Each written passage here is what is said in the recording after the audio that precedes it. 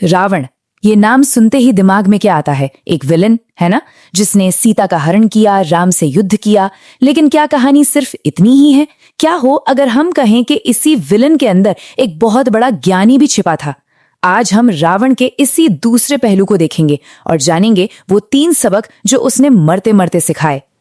और यही सवाल हमें उसके कैरेक्टर की गहराई में ले जाता है कि क्या एक विलन एक महान ऋषि भी हो सकता है? देखिए, उसे सिर्फ एक विलेन या सिर्फ एक ऋषि के तौर पर देखना मतलब आधी अधूरी तस्वीर देखना है। उसकी असली पहचान तो इन दोनों के बीच के टकराव में ही छुपी है। तो चलिए थोड़ा और समझते हैं रावण के इस दोहरे चरित्र को कि आखिर वो था क्या, एक खलनायक या एक महान ऋषि। यहां ना रावण के 2 बिल्कुल अलग अलग चेहरे दिखते हैं। एक तरफ वो है दानवराज, जिसने सीता का अपहरण किया, जो राम का सबसे बड़ा दुश्मन बना और जो कह सकते हैं अहंकार का दूसरा नाम था। लेकिन सिक्के का दूसरा पहलू भी है। वही रावण एक महान विद्वान भी था, चारों वेदों का मास्टर, जिसकी बुद्धि का कोई मुकाबला नहीं था, और इतना ज्ञानी कि खुद भगवान शिव ने उसे अपना पुरोहित चुना। चलिए अब थोड़ा और गहराई में उतरते हैं रावण के ज्ञान के इस खजाने में, क्योंकि यही तो उसकी असली ताकत थी। अक्सर जब रावण की बात होती है तो उसकी 10 सिरों का जिक्र जरूर होता है, पर पता है ये 10 सिर असल में सिर नहीं थे। ये तो एक प्रतीक थे, एक सिंबल थे। 4 वेद और 6 शास्त्रों पर उसकी जबरदस्त पकड़ का मतलब ये उसके विशाल ज्ञान को दिखाने का एक तरीका था। और ये शक्ति और बुद्धि उसे विरासत में भी मिली थी। उसके पिता थे महान ऋषि विश्रवा और मां थी दैत्य राजकुमारी कैकसी। तो सोचिए, एक तरफ ऋषि का ज्ञान, दूसरी तरफ दैत्यों की शक्ति। इसी वजह से उसके अंदर अच्छाई और बुराई दोनों के गुण थे, और यही मिक्सचर उसके कैरेक्टर को इतना कॉम्प्लेक्स बनाता है। उसके ज्ञान का लेवल क्या था, इसका अंदाजा इस बात से लगाइए कि खुद भगवान शिव, जी हाँ, भगवान शिव ने अपने गृह प्रवेश की पूजा के लिए उसे मुख्य पंडित के तौर पर बुलाया था। ये कोई छोटी बात नहीं थी। ये दिखाता है कि उसके ज्ञान का कितना सम्मान था। तो सवाल उठता है कि भाई, इतना ज्ञान, इतनी शक्ति, फिर भी उसका सर्वनाश क्यों हुआ? जवाब सिर्फ एक शब्द में है, अहंकार। अब देखते हैं कि कैसे इसी एक चीज ने उसे बर्बादी के रास्ते पर ला खड़ा किया। ये अहंकार, या कह लीजिए ईगो, यही वो घातक जहर था जिसने इतने बड़े विद्वान को खत्म कर दिया। असल में इसी अहंकार ने उसे अपनी ही गलतियों के लिए अंधा बना दिया था। उसे कुछ दिख ही नहीं रहा था। उसकी बर्बादी की कहानी ना 3 बड़ी गलतियों के इर्द गिर्द घूमती है। पहली, उसने अपने दुश्मन को बहुत कमजोर समझा। दूसरी, जो वरदान उसे मिला था उसमें एक बहुत बड़ी चूक थी।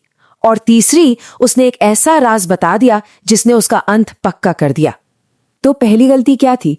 अपने दुश्मन को अंडर एस्टिमेट करना। उसे लगा कि राम की सेना में है ही कौन, सिर्फ कुछ वानर और भालू। उसने उनकी असली ताकत को पूरी तरह से नजरअंदाज कर दिया, और बस यही उसकी हार की बड़ी वजहों में से एक बन गया। अब आती है दूसरी गलती, जो उसके वरदान में ही छिपी थी। देखिए, उसने शिवजी से वरदान मांगा था कि उसे कोई भी जीव न मार सके, लेकिन उसने इंसानों को उस लिस्ट से बाहर रखा। क्यों? क्योंकि वो इंसानों को कुछ समझता ही नहीं था, बहुत छोटा मानता था। और यही वो सबसे बड़ी भूल कर बैठा। वो ये भूल गया कि उसका दुश्मन राम एक इंसान के रूप में ही तो थे। और अब हम आते हैं इस कहानी के सबसे जरूरी, सबसे दिलचस्प हिस्से पर। सोचिए, युद्ध का मैदान है, रावण मर रहा है, और उसी आखिरी वक्त में एक हारा हुआ दुश्मन दुनिया को सबसे गहरा ज्ञान दे रहा है। जब रावण अपनी आखिरी सांसें गिन रहा था, तब भगवान राम ने अपने भाई लक्ष्मण को अपने पास बुलाया, और पता है क्या कहा? उन्होंने कहा, लक्ष्मण, रावण के पास जाओ। इस पूरी धरती पर उससे बड़ा ज्ञानी कोई नहीं है। उससे वो सबक सीखो जो तुम्हें और कोई नहीं सिखा सकता। तो लक्ष्मण गए, लेकिन जाकर रावण के सिर के पास खड़े हो गए। रावण ने कुछ नहीं कहा, बिल्कुल चुप। तब राम ने लक्ष्मण को समझाया, ज्ञान लेना है तो विनम्रता चाहिए। गुरु के पैरों के पास बैठना पड़ता है, सिर के पास नहीं। अहंकार से ज्ञान नहीं मिलता। जैसे ही लक्ष्मण विनम्रता से रावण के पैरों के पास जाके बैठे, रावण ने बोलना शुरू किया और बताए अपने जीवन के 3 सबसे बड़े सबक। तो क्या था पहला सबक? पहला सबक, कोई भी अच्छा शुभ काम करना हो तो उसे जितनी जल्दी हो सके कर डालो, और कोई बुरा अशुभ काम हो तो उसे जितना हो सके टालते रहो। रावण को इस बात का बहुत पछतावा था कि वो राम की दिव्यता को पहचान नहीं पाया और सीता हरण जैसा बुरा काम उसे टाल नहीं सका। अब बातें हैं दूसरे सबक पर, और ये सबक सीधे सीधे उसके अहंकार और उसकी हार से जुड़ा हुआ है।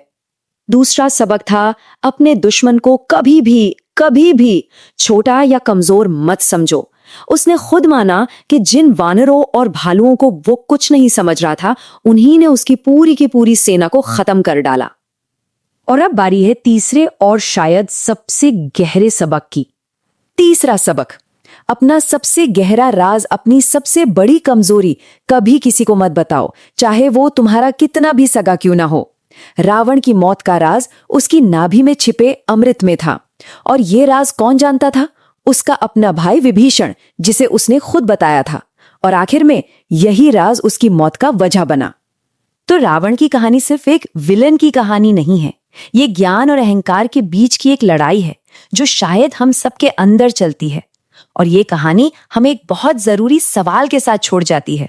हमारे अंदर जो रावण है, मतलब हमारा जो अहंकार है, वो हमें क्या सिखा रहा है? क्या हम उसकी गलतियों से सीख सकते हैं और खुद को बेहतर बना सकते हैं?